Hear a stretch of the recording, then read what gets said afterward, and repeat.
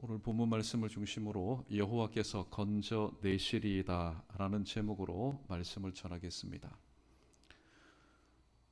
그 어느 때보다도 구원이라는 단어가 참 실감이 되는 그런 시대를 우리는 살아가고 있습니다. 구원이 필요하다라는 얘기는 이와 같은 말입니다. 우리에게는 스스로 구원할 수 있는 방법도 길도 없다. 그러니까 구원이라는 말이 있다라는 것은 우리의 삶 가운데는 온통 구원받을 문제들로 가득 차 있다라는 사실을 우리는 또한 발견하게 됩니다. 말미에서 다시 한번 정리하겠지만은 국가적으로도 마찬가지고 또 하나님 세우신 교회도 마찬가지고 또 주님께서 주인 되시는 가정도 마찬가지고 또 하나님의 형상대로 지음을 받아서 오늘 이 지구촌에 흩어져 살아가고 있는 인생의 모습들도 마찬가지입니다. 앞을 바라보아도 문제, 뒤를 보아도 문제, 모든 것이 다 문제투성입니다.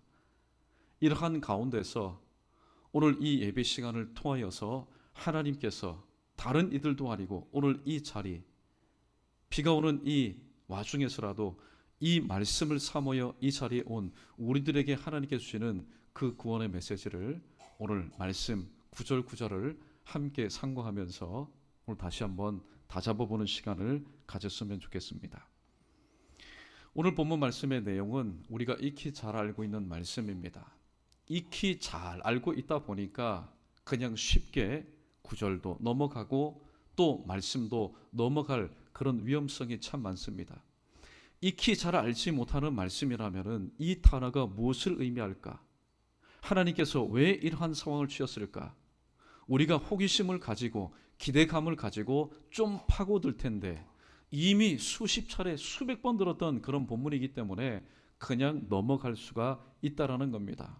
그러나 오늘 하나님의 말씀은 어느 한 구절, 어느 한 단어, 어느 한 문장 오늘도 소중하지 않은 말씀이 없기 때문에 오늘 그 말씀을 다시 한번 되짚어 가면서 오늘 우리는 본문에 등장하는 사울이라는 왕과 또 다윗이라는 목동을 바라보는 제3자적인 입장에서 이 말씀을 오늘도 들여다보는 것이 아니라 내가 만약에 다윗이라면 어떻게 하였을까?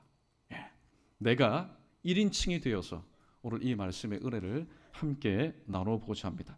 우리 32절 말씀 먼저 우리 함께 읽어보도록 하겠습니다. 32절입니다. 시작. 다윗이 사울에게 말하되 그로 말미암아 사람이 낙담하지 말 것이라 주의 종이 가서 저 블레셋 사람과 싸우리이다 하니. 아멘. 오늘 이 말씀을 그냥 읽어보면은 앞뒤 상황을 잘 모르기 때문에 이해가 되지 않습니다. 오늘 지금 상황은 전시 상황입니다. 지금 전쟁이 발발 직전에 있는 위기 상황입니다.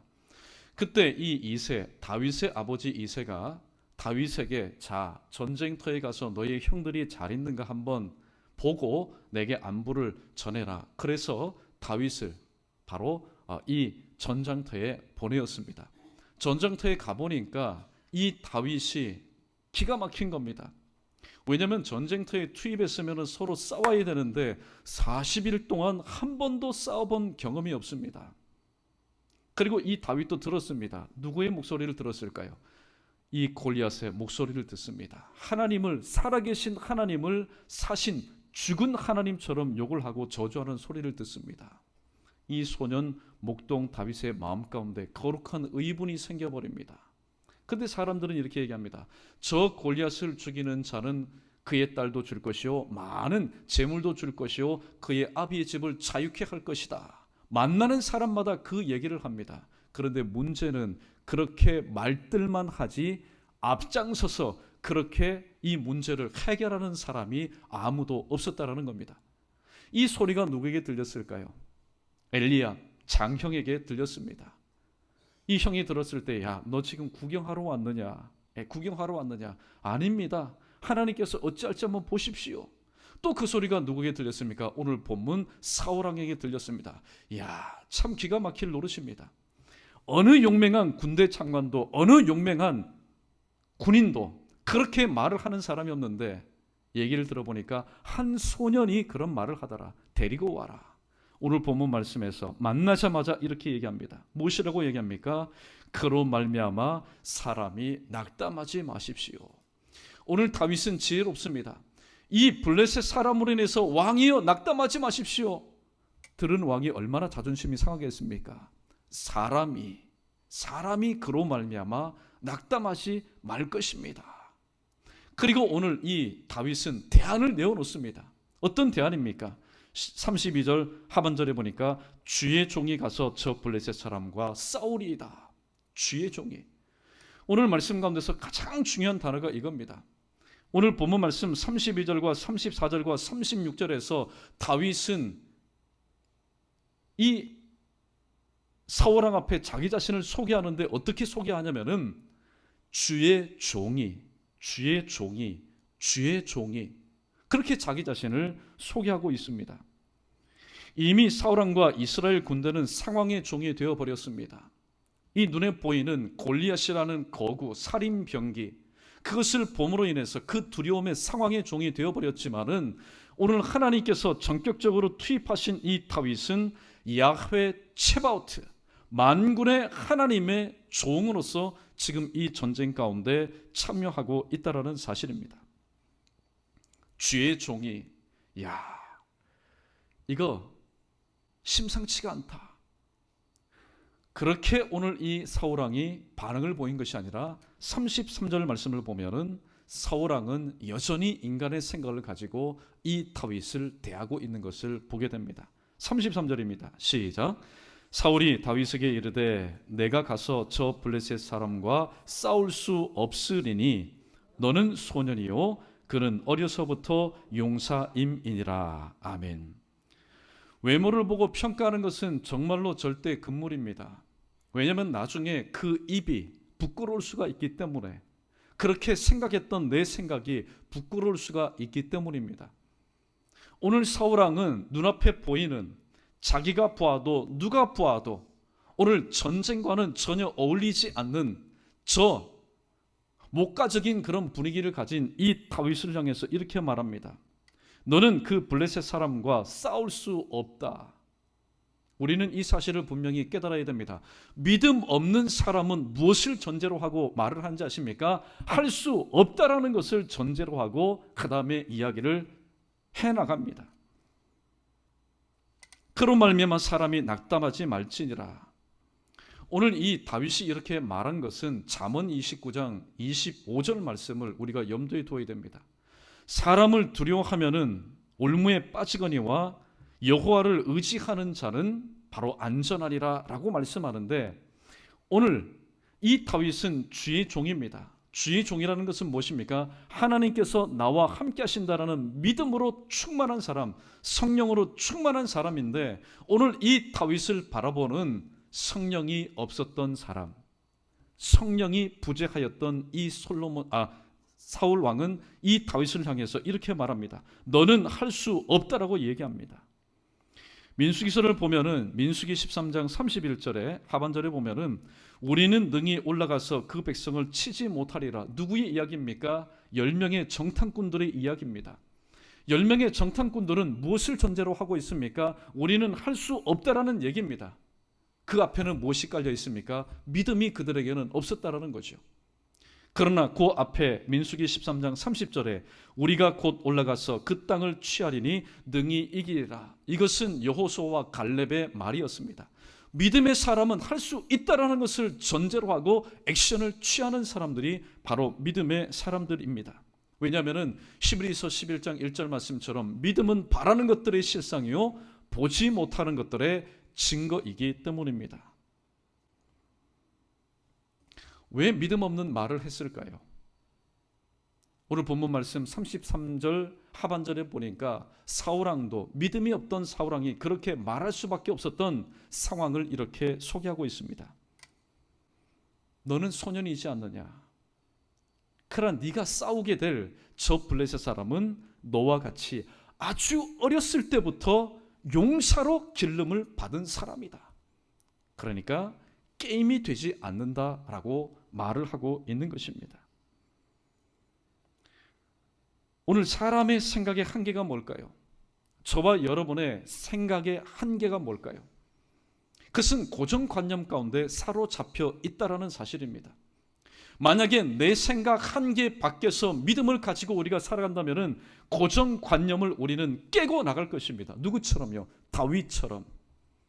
그러나 아무리 생각해봐도 이 목동 출신 소년은 저 블레셋 사람, 어려서부터 용서했던 블레셋 사람에게는 먹잇감이 될 수밖에 없다는 사람 생각의 한계 안에 있었던 이 사울왕은 고정관념을 깨지 못하고 그 상황의 노예로 살아갈 수밖에 없었던 것입니다. 이렇게 한심한 말을 하는 사울왕을 향해서 오늘 다윗은 조용하게 자기 자신의 과거의 신앙 생활의 체험을 이렇게 고백하고 있습니다. 우리 함께 34절과 35절 연이어 읽어보겠습니다. 시작. 다윗이 사울에게 말하되 주의 종이 아버지의 양을 지킬 때에 사자나 곰이 와서 양떼에서 새끼를 물어가면 내가 따라가서 그것을 치고 그 입에서 새끼를 건져내었고 그것이 일어나 나를 해하고자 하면 내가 그 수염을 잡고 그것을 쳐 죽였나이다. 아멘. 보통 사자나 곰이 와서 자기가 치는 양을 해코지하고 물어가면은 오늘 도망치는 것이 그것이 지혜입니다. 살 길입니다. 그런데 35절 말씀해 보니까 내가 따라가서 내 죽음을 담보로 해서 아니요, 내 죽는 것은 무서워하지 않고 바로 내가 기르는 이 양을 건져내기 위해서 어디에서 이런 담대함이 나올 수 있었을까요? 어디에서 이런 담대함이 나올 수 있었을까요? 34절 처음에 나오는 단어 주의 종이 하나님께서 나와 함께 하신다라는 그런 임마누엘의 믿음을 가지고 있었기 때문에 오늘 골리앗은 어려서부터 칼 쓰는 방법, 활 쏘는 방법, 또 창을 쓰는 방법을 배웠지만은 이 다윗은 어려서부터 하나님을 절대적으로 신뢰하고 상황과 때마다 하나님 앞에 맡겨드리는 그런 삶, 하나님의 도움을 받는 그런 삶을 훈련받았다라는 말씀입니다. 오늘 연관되어서 이사야 49장 24절과 25절 말씀 우리 자막 함께 읽어보도록 하겠습니다. 시작. 용사가 빼앗은 것을 어떻게 도로 빼앗으며 승리자에게 사로잡힌 자를 어떻게 건져낼 수 있느냐. 여호와가 이같이 말하노라. 용사의 포로도 빼앗을 것이요 두려운 자의 빼앗은 것도 건져낼 것이니 이는 내가 너를 대적하는 자를 대적하고 내 자녀를 내가 구원할 것임이라. 아멘. 이사야 49장 24절로 25절 말씀이 오늘 굉장히 큰 도움이 됩니다. 보십시오. 오늘 용사에게 빼앗긴 것을 사람들이 빼앗을 수가 없습니다. 사람의 힘으로는 빼앗을 수 없습니다. 용사가 만약에 내 것을 빼앗았을 때에 그냥 거저 주기 위해서 달라고 하니까 불쌍히 여기는 마음으로 일시적으로 빼앗았다가 여러분 주는 그런 용사 없습니다. 전쟁에서 승리한 사람이 사로잡힌 자를 아무런 대가 없이 그냥 내어주는 법이 없습니다. 용사는 빼앗은 것을 결코 빼앗기지 않는다. 승리자는 사로잡힌 자를 결코 돌려보내지 않는다. 그러나 하나님께서는 이 용사의 포로도 빼앗을 것이요 두려운 자의 빼앗은 것도 건져낼 수 있는 충분한 힘과 능력이 있으신 분이 바로 하나님이시라고 말씀하면서 오늘 마지막 절에 이는 내가 너를 대적하는 자를 대적하고, 너를 대적하는 자를 누가 대적한다고요? 하나님께서 대적할 것이라고 말합니다. 지금 오늘 이 다윗의 어린 과거 시절에 다윗과 그의 소유를 노린 것이 무엇입니까? 사자와 그의 곰이었습니다. 사자와 곰이 이 다윗을 대적합니다. 말씀에 따라서 하나님께서 주의 종인 다윗을 통하여서 결국에는 이 사자의 발톱과 곰의 발톱에서 그 양 새끼를 건져내신 분이 누굽니까? 하나님께서 그렇게 하셨다라고 말씀하고 있습니다. 그러면서 오늘 36절에서 오늘 또한 이와 같이 말합니다. 36절 말씀 보면 주의 종이 사자와 곰도 쳤은즉 살아계시는 하나님의 군대를 모욕한 이 할례 받지 않은 블레셋 사람이리까 그가 그 짐승의 하나와 같이 되리다라고 말하고 있습니다. 일반 사람이라면 오히려 먹잇감이 될 겁니다. 사자, 곰, 병이 다 들은 이빨 빠지고 발톱 빠진 사자와 곰이 아닙니다. 비록 그러한 맹수들이 있다 할지라도 사람이 겁을 먹고 도망갈 텐데 오늘 이 다윗은 주의 종이 사자와 곰을 쳤다라고 얘기합니다. 만약에 오늘 앞에 주의라는 이 말을 빼놓고 종이, 제가 만약에 그렇게 한다면 먹잇감이 될 수밖에 없습니다.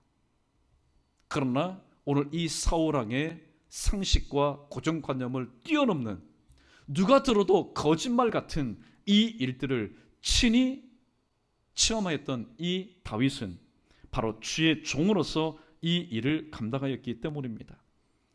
주의 종의 능력이 함께하였기 때문입니다. 사도행전 10장 38절 말씀에 보면은 하나님이 나사렛 예수에게 성령과 능력을 기름 붓듯 하셨음에 그가 두루 다니시며 선한 일을 행하시고 마귀에게 눌린 모든 자를 고치셨으니 이는 하나님이 함께 하셨음이라고 말씀하고 있습니다. 저는 사도행전 10장 38절에서 유독 이 단어가 참 마음에 걸립니다. 왜 누가는 예수님을 향해서 하필이면 나사렛, 그 당시에 지나가는 사람에게 물어보면 나사렛 어디에 있어요? 나사렛 잘 모르겠는데요. 우리는 익히 알고 있는 지명이지만은 그 당시에 이 나사렛은 촌 중에서도 촌구석이었습니다. 왜 그 촌의 이름을 굳이 붙여가면서 나사렛, 바로 예수에게 왜 그렇게 말하였을까요? 오늘 저와 여러분도 마찬가지입니다. 하나님 보실 때 우리가 사실 드러낼 수 있는 것이 있을까요? 하나님, 저 이거 자랑합니다. 저 이거 드러냅니다. 사실 우리는 드러낼 것이 없는, 어쩌면 21세기판 나사렛 촌동네의 사람들입니다. 그러나 중요한 것은 그게 아닙니다. 우리가 어촌에 살든 어떤 모양으로 살든 간에 하나님께서 하나님 당신의 선하신 뜻대로 그 사람에게 성령과 능력을 기름 붓듯 하시면은 그가 두루 다니면서 선한 일을 하고, 선한 일이 뭡니까? 하나님과 관련된 모든 사역을 감당하고 특별히 마귀에게 눌린 모든 자들을 고치는데 그 원동력이 뭐냐? 이는 하나님께서 함께 하셨기 때문이라고 말씀합니다. 소년 다윗, 그 베들레헴에서 아버지의 양떼를 치고 있었던 이 소년 다윗, 누가 알아주는 사람이 누가 있겠습니까? 누가 알아주는 사람이 있겠습니까? 사울왕과 대화를 할 때에 참모들이 말합니다. 왕이여, 이 다윗이라는 이 땅돌한 요 녀석, 요 꼬맹이, 알고 보니까 저 이새의 아들, 지금 우리 군대에 바로 그의 형들도 와 있습니다. 이새의 아들입니다. 여러분, 그 정도밖에 알지 못합니다. 그러나 하나님께서 이 다윗과 함께 하실 때에 다윗은 자기 자신의 과거에 하나님께서 함께 하신 역사를 오늘도 되짚어보면서 사울왕에게, 왕이시여, 어떻게 보면 지금 거룩한 혼수를 뜨는 겁니다. 왕이시여, 전쟁은 오늘 하나님께서 함께 하시면은 승리할 수 있습니다. 하나님께서 함께 하시면은 이 전쟁에서 우리가 이길 수 있습니다. 왠지 아십니까? 또 한번 들어보십시오. 그러면서 37절에서 이렇게 고백합니다. 37절은 함께 읽어보겠습니다. 시작. 또 다윗이 이르되 여호와께서 나를 사자의 발톱과 곰의 발톱에서 건져 내셨은즉 나를 이 블레셋 사람의 손에서도 건져 내시리이다. 사울이 다윗에게 이르되 가라, 여호와께서 너와 함께 계시기를 원하노라. 아멘. 과거에 하나님께서 나와 함께 하셔서 사자의 발톱과 곰의 발톱에서 나를 건지셨습니다. 이것은 과거의 일입니다. 과거에 하나님께서 나를 사자의 발톱과 곰의 발톱에서 건져주신 이유가 무엇인지 아십니까? 내가 하나님을 믿었습니다. 하나님이 나와 함께 하심을 내가 신뢰했습니다. 그리고 나의 모든 것들, 생명까지도 하나님 앞에 전적으로 맡겨드렸습니다. 그때 하나님께서 나의 믿음을 보시고 나를 건져주셨습니다. 그러므로 그때 나와 함께 하신 하나님은 지금도 마찬가지고 앞으로도 마찬가지고 저 블레셋의 골리앗과 싸움에서도 마찬가지입니다. 내가 하나님을 향한 믿음과 하나님을 향한 전적인 이 의탁의 마음이 변치 않는 한 하나님은 오늘 또 그 전장터에서 나와 당신과 함께 할 것입니다 라고 고백하고 있다는 겁니다. 우리 크게 한번 따라해 보겠습니다. 하나님을 따르면 상황을 보고도 두려워하지 않지만 사람을 따르면 상황을 보고 사람을 보고 두려워합니다. 앞문장은 다윗의 경우입니다. 하나님을 따르면 지금 이 다윗은 누구를 따르고 있습니까? 어디를 가든지 무엇을 하든지 나와 함께 하시는 여호와 하나님을 따르는 주의 종이었습니다. 그러므로 어떤 상황 가운데서라도 두려워하지 않고 오히려 담대할 수가 있었습니다. 그러나 사울 왕과 이 전쟁 가운데 지금 서 있는 이스라엘의 군대들은 누구를 따르고 있습니까? 사울은 자기 자신을 따르고 있습니다. 그리고 이스라엘 군대는 누구를요? 눈앞에 보이는 주군인 사울 왕을 따라서 지금 나왔습니다. 하나님을 따라 나온 것이 아니라 사울 왕을 따라서 나왔습니다. 그런데 보니까 그들이 평상시에 우러러보고 존경하였던 한 사람보다 어깨나 더 큰 그 사울 왕보다도 더 큰 이 골리앗을 보게 될 때에 그들은 그 상황 가운데 압도가 될 뿐만이 아니라 골리앗을 보고 두려워할 수밖에 없었다라는 사실입니다. 그래서 믿음이 그만큼 중요하다라는 말씀입니다. 그런데 오늘 본문에 보면은 성령 부재, 하나님을 따라 나오지 않고 자기 자신을 믿고 이 전쟁 가운데 서 있는 이 사울 왕이 도무지 이해가 되지 않는 말을 오늘 이 다윗에게 이렇게 말하고 있습니다. 그것을 우리가 함께 읽었던 마지막 부분입니다. 사울이 다윗에게 이르되 가라, 여호와께서 너와 함께 계시기를 원하노라. 어떻게 보면은 오늘 이 사울 왕이 굉장히 믿음이 신실한 그런 사람처럼 여겨지는데, 지금 만약에 그의 내뱉은 말이라면은 다윗이 오기 전에 누가 먼저 나가서 전쟁 가운데서 승리로 이끌어야 됩니까? 사울 왕이 먼저 나가서 전쟁을 승리로 이끌어야 됩니다. 왜냐하면은 하나님께서 나와 함께 하시기 때문에. 그런데 오늘 말씀 보면은 하나님은 나와 함께 하지 않는데, 나는 하나님을 따르지 않는데 그의 입에서는 그냥 형식적으로 하나님께서 너와 함께 하실 것이다. 우리는 이 말을 통해서 사울 왕의 불완전한 구원관을 엿볼 수가 있습니다. 사울 왕의 이 구원관이 완전하지 못하다는 것을 오늘 본문에서 읽지 않았던 38절 말씀은 우리에게 이렇게 말하고 있습니다. 이에 사울이 자기 군복을 다윗에게 입히고 노투구를 그의 머리에 씌우고 또 그에게 갑옷을 입히며. 만약에 하나님께서 함께 하실 것이라면 사실 이런 것들은 필요가 없습니다. 그런데 자기의 군복과 자기의 노투구와 자기의 갑옷을 입혔습니다. 그리고 칼도 주었습니다. 그런데 오늘 이 다윗의 반응을 한번 보십시오. 39절 말씀에 보면은 다윗이 칼을 군복 위에 차고는 익숙하지 못하므로 시험적으로 걸어보다가 사울에게 말하되 익숙하지 못하니 이것을 입고 가지 못하겠나이다 하고 곧 벗어 던졌다라고 말합니다. 여러분, 이 광경을 한번 그려보십시오. 사울 왕은 보통 사람보다도 어깨가 더 높은 사람입니다. 신장이 장대한 사람입니다. 다윗이 아무리 커도 소년입니다. 자기가 입고 있는 것을 그대로 어떻게 해요? 씌우고 입혔으니 다윗의 그 몰골을 한번 보십시오. 다윗의 그 모습이 어떻습니까? 우스꽝스럽기 짝이 없는 겁니다. 칼을 차도 질질질질 끌리는 겁니다. 다윗이 솔직하게 고백합니다. 익숙하지 못합니다. 익숙하지 못합니다. 우리는 여기에서 이 사실을 깨달아야 됩니다. 하나님의 사람 주의 종에게는 세상 방법이 결코 합당치 않다, 맞지 않다라는 사실입니다. 그래서 살아도 어떻게 해요? 하나님의 방법대로 사는 것이고, 싸워도 하나님의 방법대로 싸워야 되는 겁니다. 하나님의 사람이 이 땅에서 살아갈 때에 세상 방법대로 살고, 하나님의 사람이 싸우되 세상 방법대로 싸우니 오늘 또 골리앗, 21세기판 골리앗 앞에서 머뭇머뭇 쭈삣쭈삣 할 수밖에 없다라는 사실입니다. 다윗은 이것을 알았습니다. 성령에 충만한 바로 하나님을 따랐던 주의 종이 오늘도 상황 가운데 종이 되었던 이 사울 왕이 취했던 것을 자기가 입어보니까 익숙하지 않았다. 만약에 맞는 것도 잘못되었지요. 익숙하지 않는 것이 정상입니다. 그리고는 이내 40절에서 이와 같이 나갔습니다. 40절 말씀 함께 읽어보겠습니다. 시작. 손에 막대기를 가지고 시내에서 매끄러운 돌 5을 골라서 자기 목자의 제구 곧 주머니에 넣고 손에 물매를 가지고 블레셋 사람에게로 나아가니라. 아멘. 두 가지 동사가 나옵니다. 가지고. 무엇을 가지고 나갔습니까? 첫 번째 지팡이를 가지고, 두 번째 물매를 가지고. 그런데 오늘 이 다윗이 전쟁터에 가지고 나간 이 지팡이와 물매는 전쟁과는 전혀 상관이 없는, 어울리지 않는 품목들 중에 하나입니다.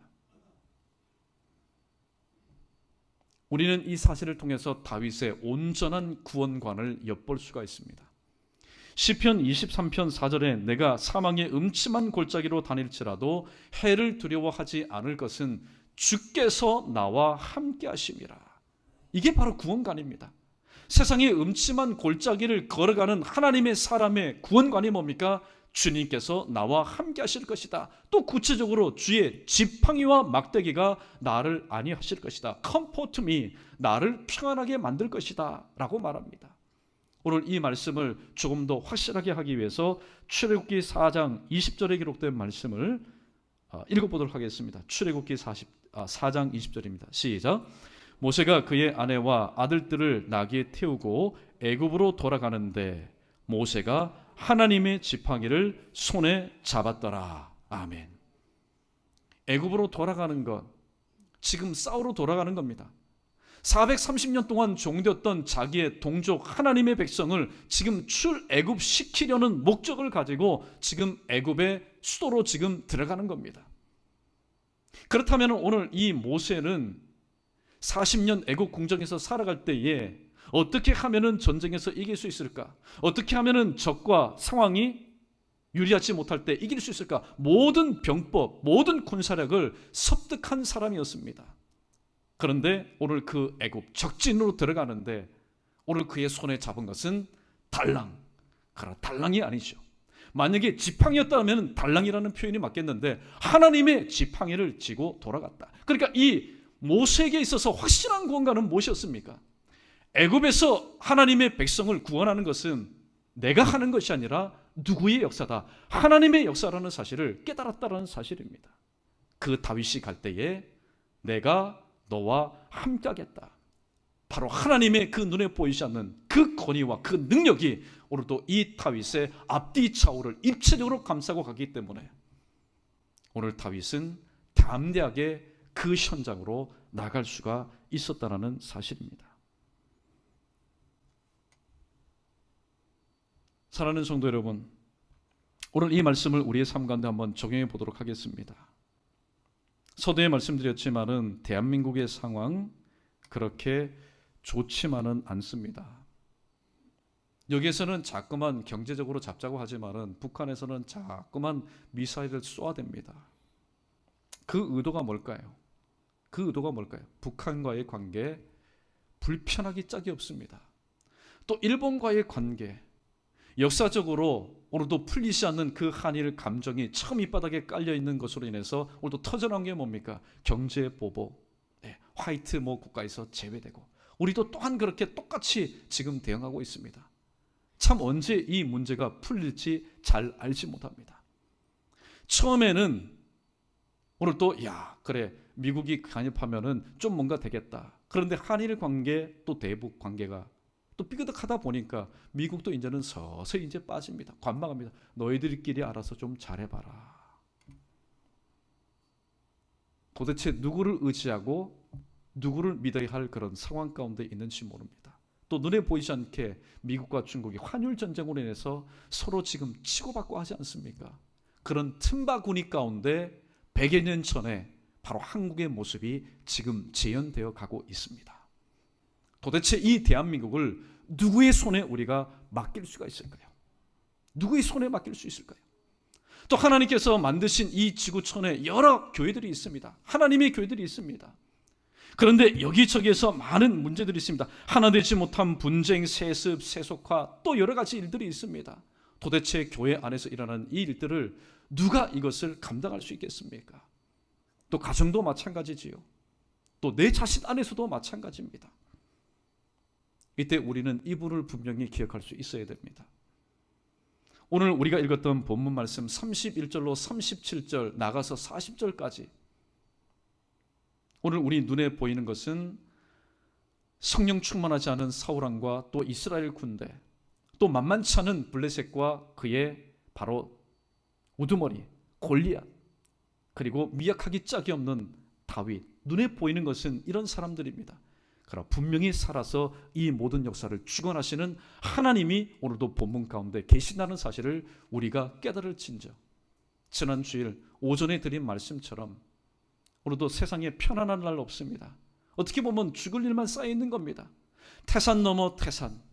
오늘 문제가 하나 풀어지면은 그 다음에 좀 평안할까? 그러나 그렇지 못한 삶을 우리는 살아가고 있습니다.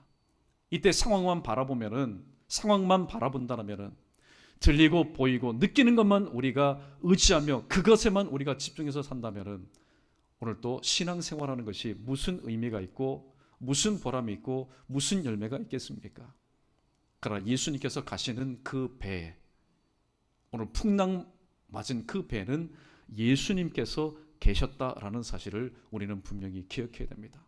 오늘 아무리 혼탁스러운 이 대한민국, 또 세상의 많은 여론들이 대한민국을 바라볼 때 참 불안하기 짝이 없다, 언제 터질지 모르는 시한폭탄이다 그렇게 말한다 할지라도 주님께서 일제 35년의 그 치하와 또 6.25 전쟁 3년의 그 동족 상잔의 비극을 통해서라도 잿더미가 된 이 나라를 다시 한번 이렇게 세워주신 하나님의 뜻이 계시고, 또 하나님께서 이 나라와 대한민국과 함께 하신다는 사실을 우리가 믿을진데, 오늘 우리는 보고 들은 것으로 인해서 즉각적으로 내 감정을 앞세워서 반응할 것이 아니라 이 모든 상황을 아시고 보시고 우리의 기도를 들으시는 그 하나님을 의지해서 주의 종이 지금 이 문제를 가지고 하나님 앞에 엎드립니다. 하나님 앞에 엎드립니다. 여러분, 남조 유다가 왜 망한지 아십니까? 공의를 찾지 않고 하나님의 뜻대로 행하는 사람이 단 한 사람만 있으면 내가 이 성을 멸하지 아니할 것이라 주님께서 그렇게 말씀하셨는데, 남조 유다가 멸망한 이유는 바로 그것이었습니다. 그러나 오늘 이 땅 가운데 오늘 우리처럼 예배 시간에 이 말씀을 듣고, 그래, 오늘 또 나라와 민족, 교회와 가정과 내 자신과 자녀, 이것을 구원하여 주실 분은 오직 하나님 한 분밖에 없다라는 사실을 깨닫고 기도하는 사람, 오늘 또 기도원에서 기도초소에서 이 나라와 민족을 위해서 기도하는 사람이 얼마나 많습니까? 겉으로 표현적으로 드러난 것은 오늘도 절망, 또 할 수 없다, 실망감만 오늘 또 대한민국 한반도를 뒤덮고 있는 것 같지만은 그 저변에는 아직까지도 이 땅 가운데 소망이 있다는 사실을 다시 한번 기억하시고, 오늘도 되어진 모든 일들을 통하여서 그냥 들었으니까 나도 한마디 해야지, 여러분, 말을 한다고 해서 상황이 해결되는 것 아닙니다. 주일 오전에 드린 말씀처럼 말을 자꾸만 하게 되면은 오늘도 감정이 격화되게 되고 이성을 잃어버리게 되고 결국에는 사람의 성내는 것이 하나님의 뜻을 이루지 못하는 것이기 때문에 오히려 이럴 때일수록 우리가 할 수 있는 가장 지혜로운 방법은 무엇일까요? 하나님께서 내게 주신 이 입술의 문을 지켜서 약속하신 말씀을 붙잡고 의지할 말씀을 붙잡고 하나님 앞에 이 대한민국을 맡겨드리고, 교회도 맡겨드리고, 내 자신도 맡겨드리고, 가정도 맡겨드리고, 또 우리의 자녀들도 맡겨드리는 것, 결국에는 하나님께서 하나님의 일을 기도하는 우리를 통해서, 믿음의 우리를 통해서 이루시기 때문입니다.